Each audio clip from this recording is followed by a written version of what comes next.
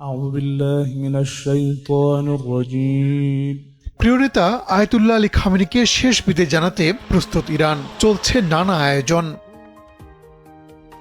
রাজধানী তেহরানের বিভিন্ন এলাকায় টাঙানো হয়েছে বিশাল প্রতিকৃতি, রং করা এবং মঞ্চ নির্মাণের কাজও চলছে দ্রুত গতিতে।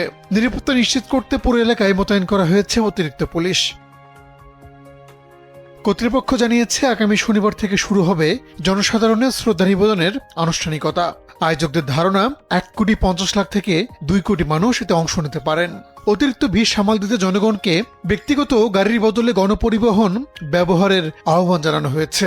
একই সঙ্গে তাপপ্রবাহের কারণে পর্যাপ্ত পানি পানসহ স্বাস্থ্যবিধি মেনে চলারও পরামর্শ দেওয়া হয়েছে।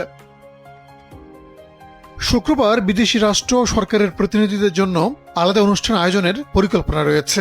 আয়োজকদের ভাষ্য, প্রায় 30টি দেশের প্রতিনিধিরা এতে অংশ নিতে পারেন। ইরাক, আফগানিস্তান ও পাকিস্তান সহ প্রতিবেশী দেশগুলো থেকে বিপুল সংখ্যক মানুষের তেহরানে যাওয়ার সম্ভাবনা রয়েছে। তবে ইউরোপীয় দেশগুলোকে আনুষ্ঠানিক আমন্ত্রণ জানানো হয়নি বলে জানিয়েছে ইরানের পররাষ্ট্র মন্ত্রণালয়।